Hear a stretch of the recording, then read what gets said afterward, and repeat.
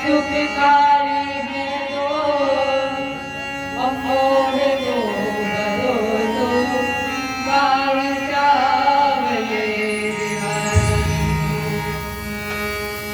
हे भारत के सारथी लाखों बार प्रणाम आकर डोर संभालिए मन की छुट्टी भगत भक्त भगवंत गुरु चतुर नाम बपे अतिन के पग बंधन दिए नासक करहु प्रणाम करम मन बानी करहु कृपाल सेवक सूत जान अकृत बलधाम स्वर्ण सैलावदेव अदमित बदन किसानम ज्ञानी नाम सकल गुण निधानम वाणी रघुपति प्रिय भक्तम बात जातम नमामि बात जातम नमामि बात जातम नमामि। जय बोले बोले भगवान की कृष्ण भगवान की रामचंद्र की उमापति महादेव की आदिशक्ति दुर्गे मैया की भागवत भगवान की बजरंग बली जय जय श्री राम जय जय श्री राम।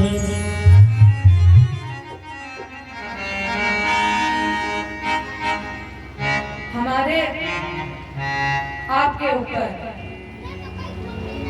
ठाकुर जी की कृपा हुई है। क्यों? क्योंकि जो श्रीमद् भागवत की कथा देवताओं को दुर्लभ है वो हमें और आपको बिहारी जी की कृपा से सुलभ है। बाबा ने मानस में लिखा है बड़े भाग मानुष तन पावा और जब ये तन बड़े भाग्य से मिला है तो इस तन को ठाकुर के श्री चरणों में लगा दे। ठाकुर जी की कृपा हुई तो क्यों ना इस शरीर को हम ठाकुर जी के चरणों में लगा दें और उनसे कहें हम राम जी के राम जी हमारे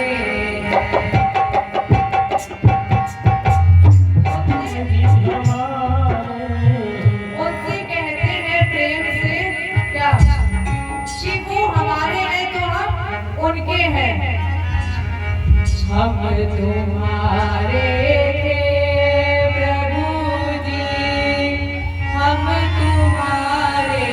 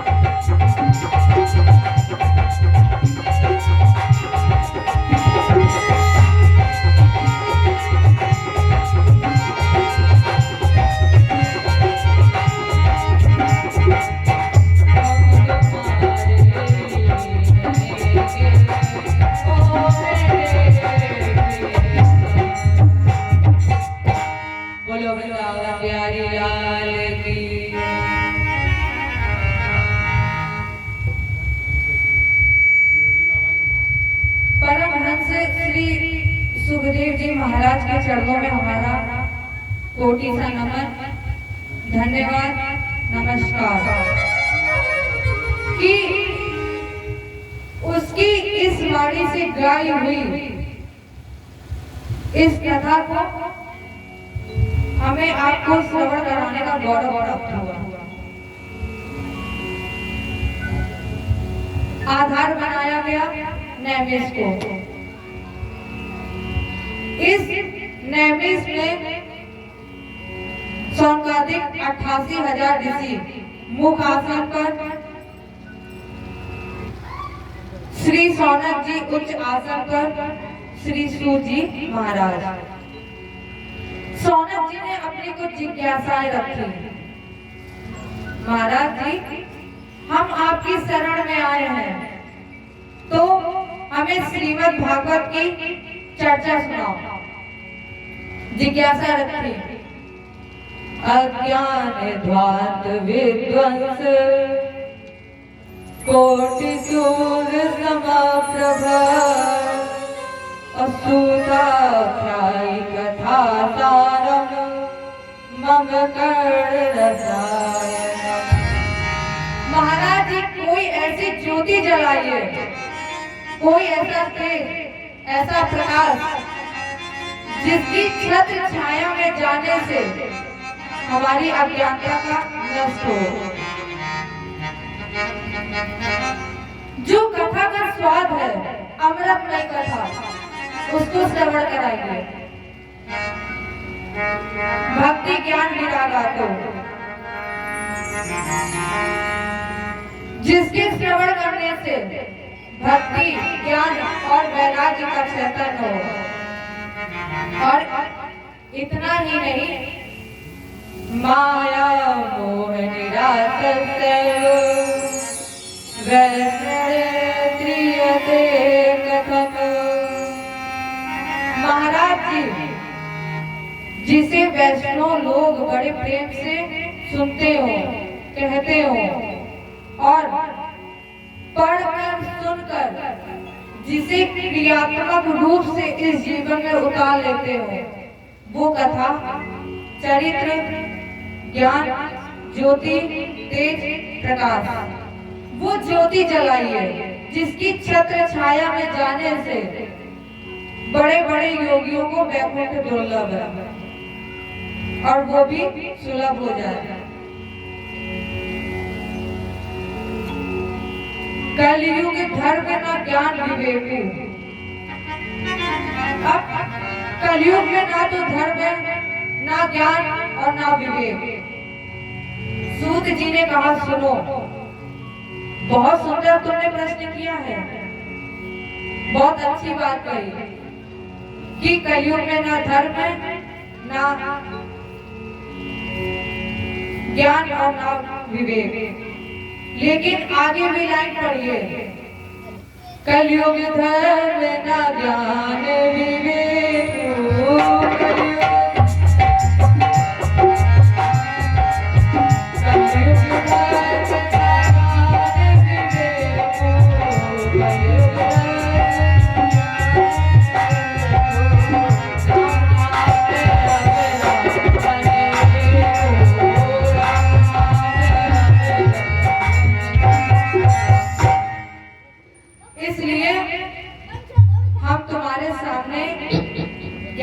ज्योति जलाने जा रहे हैं,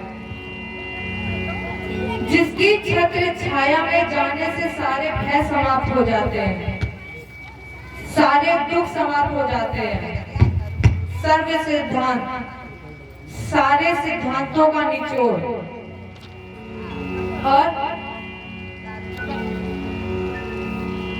जब परमात्मा से मिलना हो तो उसके लिए केवल एक ही चीज करनी होती है, क्या? सत्संग। सावरे से मिलने का केवल एक ही बहाना है, सत्संग। इसलिए हम और आप सत्संग करते हैं। सावरे से मिलने का, सावरे से मिलने का सत्संग ही बहाना है। सावरे से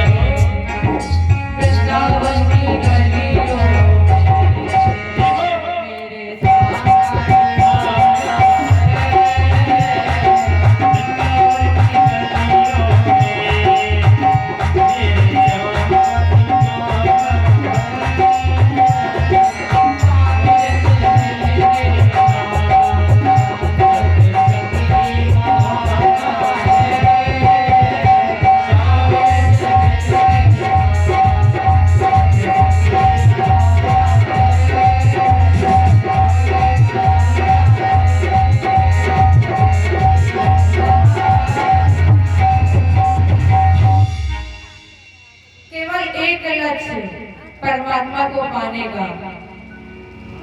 और इस भागवत कथा को श्रवण करने से जितनी बीमारियां हैं सब दूर होती हैं, क्योंकि भगवान की कथा में मिलता है प्रसाद। वो आनंद है भगवान की कथा में। एक चर्चा आपको सुनाते हैं। एक दिन नारद जी भ्रमण करने जा रहे थे, अन्य तीर्थों का दर्शन किया और वृंदावन में पहुंचे। जैसे ही वृंदावन में पहुंचे, नारद जी ने एक विचित्र दृश्य देखा। एक महिला इवा जंगाओं पर 2 बच्चों को लिए थी, उम्र बच्चों की, और स्थिति थी वृद्धों की। जब इस स्त्री ने देखा बाबा को, तो बाबा से कहा, बाबा 1 मिनट रुको। बाबा रुके। नारद जी ने पूछा, कौन हो तो? देवी, इतनी उदास क्यों हो? क्या है तुम्हारे दुख का कारण? अपने दुख का कारण बताओ। देवी ने अपना परिचय दिया कि मैं भक्ति, गरुड़ देश में जन्म हुआ और बड़ी हुई कर्नाटक में। ये मेरे 2 पुत्र ज्ञान और वैराग्य। लेकिन हम तीनों जब चलते चलते वृंदावन में पहुंचे, वृंदावन तुलसी, और तुलसी भक्ति का प्रतीक है। तो जब मैंने वृंदावन में कदम रखा तो मैं युवा हो गई। वृंदावनम पुनम प्राप्ते नवीने सुरूपड़े। मैंने जब वृंदावन में कदम रखा, मैं तो युवा हो गई, लेकिन मेरे जो 2 पुत्र हैं वो अभी भी मृत के समान पड़े हैं। नारद जी ने कहा, देवी जी चिंता मत करो, मेरे साथ एक काम करो। श्री कृष्ण चरणाम्बुजम, केवल भगवान श्री कृष्ण के चरणों कमलों का स्मरण करो। नारद जी ने इसके बाद ज्ञान और वैराग्य के कान से मुंह लगाया और बोले, ज्ञान जागो वैराग्य जागो। नारद जी के तार में जितने भी तर्कस थे वो सब लगा दिए, और ज्ञान वैराग्य ने आंख खोलकर देखा और फिर उसी वृद्ध अवस्था में पहुंच गए। अब नारद जी सोच रहे हैं कि क्या करें। अब इनको अचेतनता कैसे मिले? एक आकाशवाणी हुई, सत्कर्म करो। अब नारद जी ज्ञान वैराग्य को जगाने के लिए सत्कर्म को ढूंढने निकले, सत्कर्म की तलाश में निकले। संकादिक ऋषियों ने कहा, इदं भागवतं नाम पुराणं ब्रह्म संहितं भक्ति ज्ञान विरागां स्थापनाय प्रकाशितम्। अगर सत्कर्म करना चाहते हो भागवत जी की कथा का आयोजन करा, भागवत जी की कथा सुनाओ। नारद जी ने कहा भागवत जी की कथा, आप भागवत जी की बात कर रहे हैं। मैंने उन्हें जगाने के लिए वेद वेदांत घोषस्यैव गीता पाठे प्रबोधितम्, मैंने उन्हें जगाने के लिए वेद का उद्घोष किया, वेदांत का श्रवण कराया, गीत का पाठ किया, और आप कह रहे हैं कि कथा सुनाओ।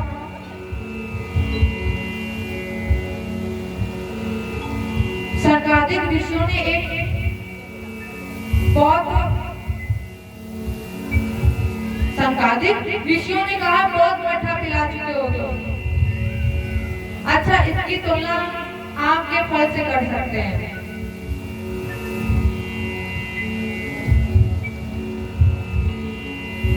एक बात बताना,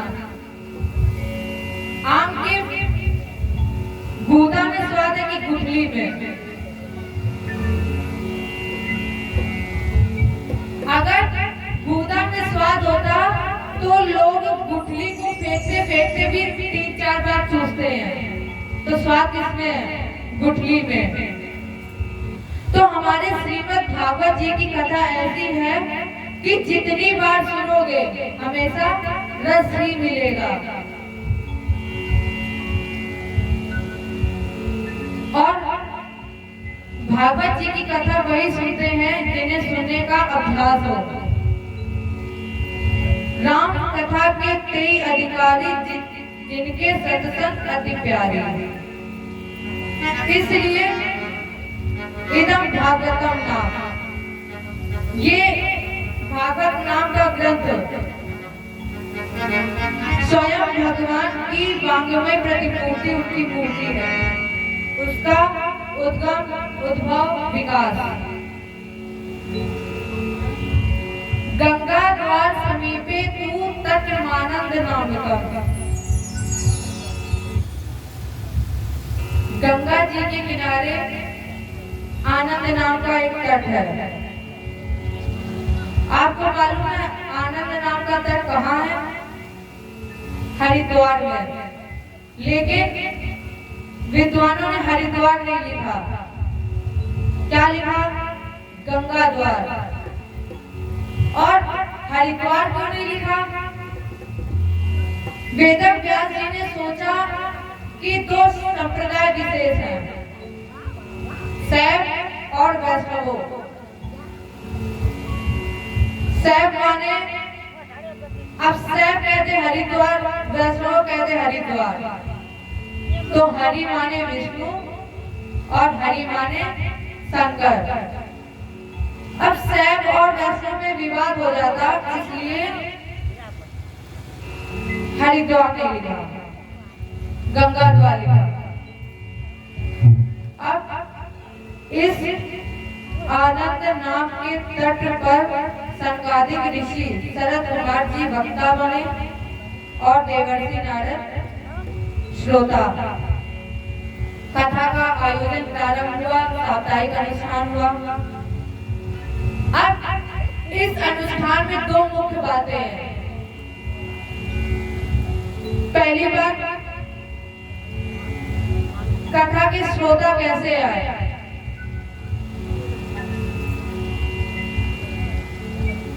आज जब कथा होती है तो कई महीने पहले से ही प्रचार होने लगता है, पर जब पहले कथा होती थी तो अचानक ही निर्णय लिया कि आज कथा है। श्रोता कहाँ से आए? सूत जी ने कहा, यही तो श्रीमद् भागवत की विशेषता है। भृगुण वशिष्ठ चवनस्य गौतमो, वो श्रोता साधारण नहीं है, हमारे आपके जैसे कामी विषयी लोभी कंपट। कैसे थे? बोले भृगुण वशिष्ठ देव चमन गौतम देवराज इंद्र वेद व्यास नारद, माने सर्वश्रेष्ठ संत, क्योंकि ये कथा साधारण नहीं है।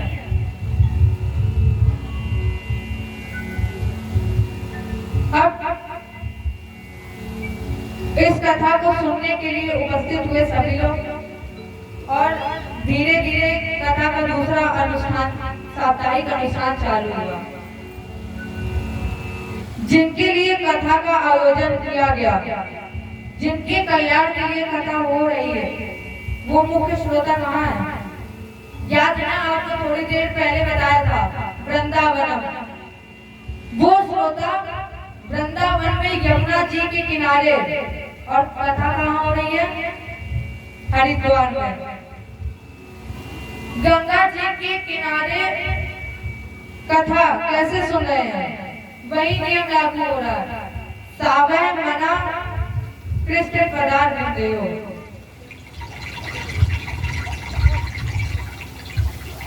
शरीर कहीं भी रहे, लेकिन हमारे मन को भगवान के चरणों में ही रखना चाहिए। तो कथा हो रही हरिद्वार में गंगा जी के किनारे, और भक्ति ज्ञान वैराग्य बैठे हैं यमुना जी के किनारे। जैसे ही 7वें दिन कथा का विश्राम हुआ, महात्माओं एक आश्चर्य हो गया। बनमाली घनश्यामा पीतवासा मनोहरा। जैसे ही 7वें दिन कथा का विश्राम हुआ, महात्माओं एक तेज पुण्य प्रकाश प्रकट हो गया, कोटि सूर्य समप्रभा, ऐसा तेज जैसे लग रहा था कि उस तेज के मध्य में करोड़ों सूर्य हो। बड़ी विचित्र स्थिति थी। करोड़ों सूर्य के बीच में घनश्यामा श्याम गढ़ ऐसा लग रहा था जैसे सूर्य के मध्य में चंद्रमा प्रकट हो गया। बड़ नेत्र की तरह श्यामा। इतनी लंबी वैजयंती माल थी कि भगवान के गले में, जिसका ये नीचे वाला सिरा है ना, ये भगवान के पैर के अंगूठे से छू रहा था। पीतवासा मनोहरा, जिसके कंधे पर पीतांबर लहरा रहा था, कानों में कुंडल बिजली की तरह चमक रहे थे।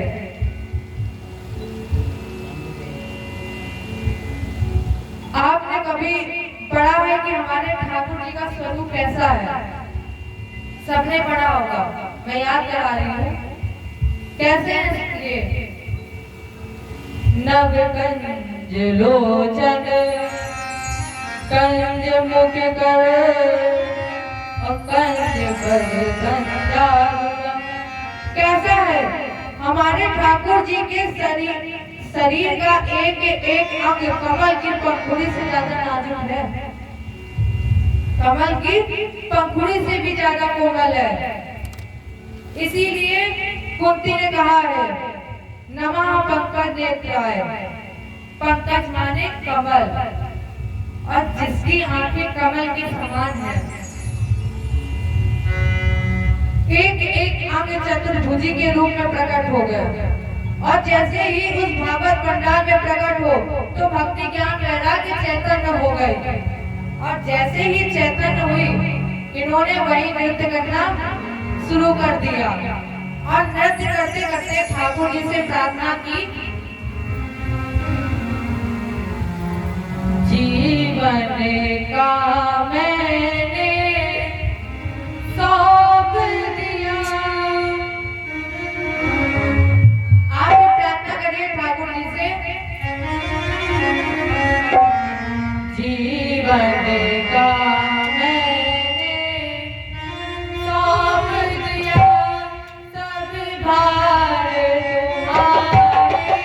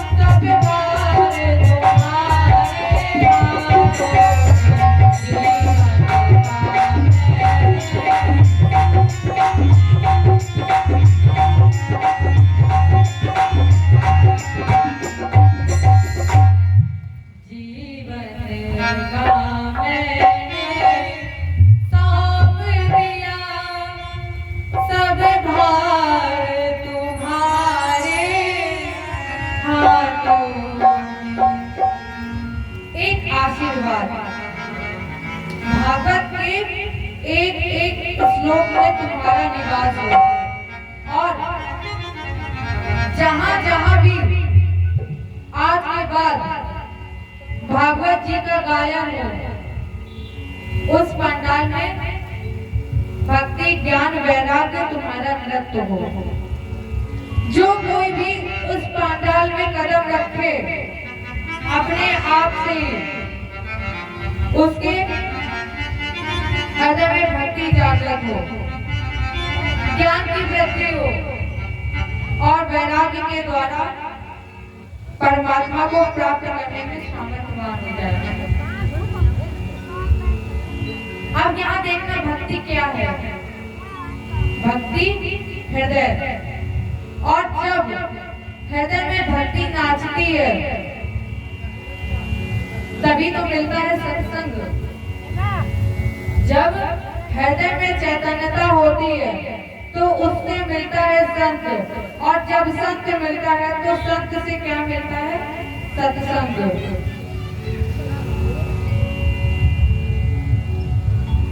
सत्संग से पैदा होता है ज्ञान। और हमने आपको बताया था कि भक्ति के दो गुण हैं, ज्ञान और वैराग्य। आप कहीं भी सत्संग करें तो उस सत्संग से 3 बातें निकलती है। पहली, आने वाले को जाना है ये निश्चित है। आने वाले को जाना है ये निश्चित है। दूसरी बात, मुट्ठी बांध कर आए हो जगत के बीच, ना लादे लिए आए हो ना लादे लिए जाओगे। कुछ ऐसा काम करके जाओ कि जाने के बाद लोग याद करें। और तीसरा, आप जो भी कमाते हैं वो यहीं पर रहता है, कोई साथ नहीं लेके जाता है।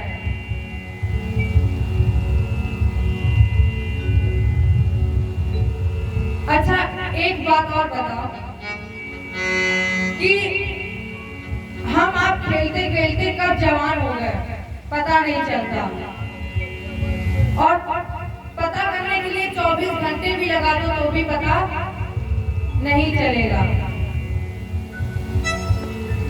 चली जा रही है उम्र धीरे धीरे, नहीं पता चलता कि कब उम्र बीत गई। आजकल तो बच्चों से कह देते बच्चों बैठ जाओ, ये कथा सुनने की उम्र है, बड़े हो जाना तब सुनना। तो इसलिए चली जा रही है उम्र धीरे धीरे, चली जा रही है उम्र धीरे धीरे, चली जा रही है उम्र धीरे धीरे, चली जा रही है उम्र धीरे धीरे।